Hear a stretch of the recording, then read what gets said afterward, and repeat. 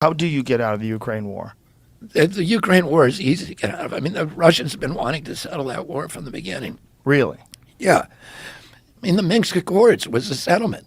And that was, that we basically, encouraged Zelensky. Zelensky ran in 2019. Here's a guy who's a comedian and and an actor, which I'm not saying in a disparaging way, but he's. You probably should. My wife is those things too. Yeah. So, but he. How did he win? How did he win with 70% of the vote? He won because he ran on a peace platform, promising to sign the Minsk Accords, which was an agreement that Russia, France, and Germany had all agreed to, which would have left Donbass as part of Ukraine as an autonomous region, so they can now enjoy their own language, the ethnic Russians, and protect themselves from attack by the central government, which was U.S. Installed central government, and that NATO would stay out of the Ukraine, and that's what the Russians wanted. A pledge that NATO will never go in, which we should have made for them. We shouldn't. We have no business putting NATO in the Ukraine. We promised we'd never do that. We committed to it, and we've repeatedly violated those promises. And there's people in the White House who want this war, and they've said it repeatedly. Even President Biden has said the purpose of the war is to depose Vladimir Putin. And what? Install a puppet government? Well, that's the thing. Is what that's what the same people who got rid of Libya. Saddam Hussein. Yeah. It cost us $8 trillion. And Iraq is now worse off than we found it. We killed more Iraqis than Saddam Hussein. We forced Iraq into this bondage to Iran, where they're now a proxy state of Iran. We've reduced that nation into this incoherent mess that is just a battle between Shia and Sunni despots. We created ISIS. We then had to do the Syrian war, the Yemen war, the Afghan, Pakistan. We drove 2 million refugees into Europe and destabilized every democracy in Europe for the next 2 generations and created Brexit. That's what we got for that $8 trillion and the ravaged middle class in our country. The same people who we thought, the neocons who ran that operation, lied to us about weapons of mass destruction, tricked us into that war, and who we thought were now out of government forever, pariahs, in disgrace. They're now all back in the Biden administration with a new project. And, Lloyd Austin, who's Biden's defense secretary, said the purpose of the war for us is to exhaust Russia and degrade its capacity to fight any place in the world. Well, that's not good for the Ukraine, because the way we're exhausting Russia is by butchering 350,000 Ukrainian kids. I mean, we have turned that nation into an abattoir of death for the flower of Ukrainian youth.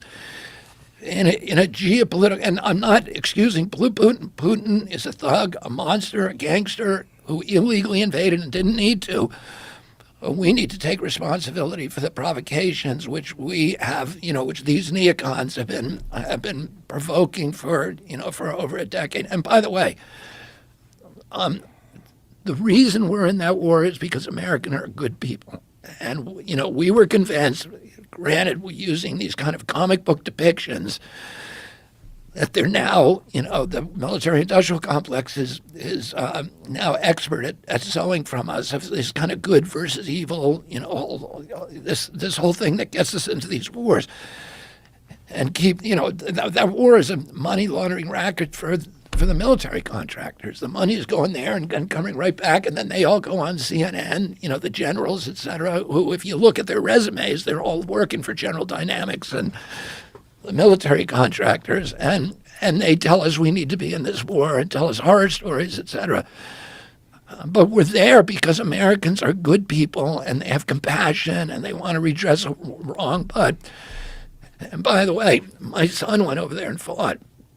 Yeah, And he joined. He without telling us, he left law school and a summer job, and he went over there and joined the Foreign Legion and fought as a machine gunner for a special forces unit during the Kharkiv offensive. So the Ukrainian people, the valor of those people, and the anguish that they're suffering is beyond any description. But We need to look at our role in it, and we need to look for roads to peace, and not try to and try to end the killing. There's 30 to 80,000 Russians kids who have died there too, and we shouldn't be exulting over that. We should be trying to find a settlement. The U.S. should be the grown-up in the room that's saying, how do we stop the bloodshed? That's what we should be doing over there, and not to achieve these. And I'll just say one other thing, Joe. That war's cost us $113 billion. That's the commitment so far. CDC's entire budget is $12 billion a year. FDA or EPA's entire budget is about $12 billion.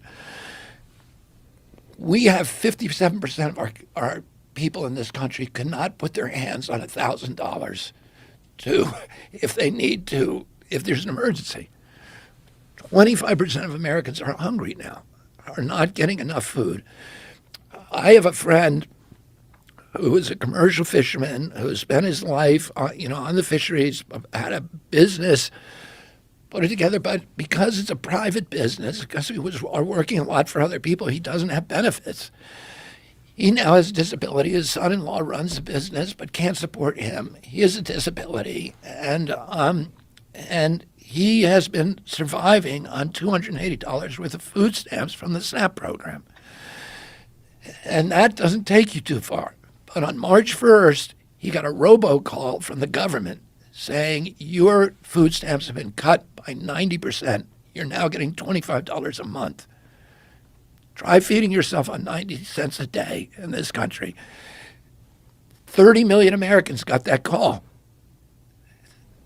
And that same month, we bailed out, we printed $300 billion new dollars to bail out the Silicon Valley Bank.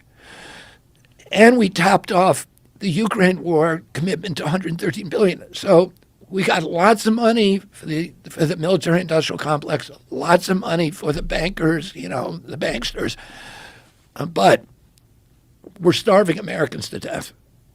Starving them. And because of all the inflation, we spent $16 trillion on the lockdown. We wasted, got nothing for it.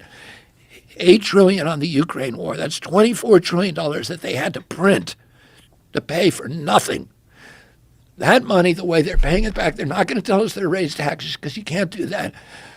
It's a hidden tax called inflation, and it hits the poor and the middle class, and it has dismantled the middle class in this country.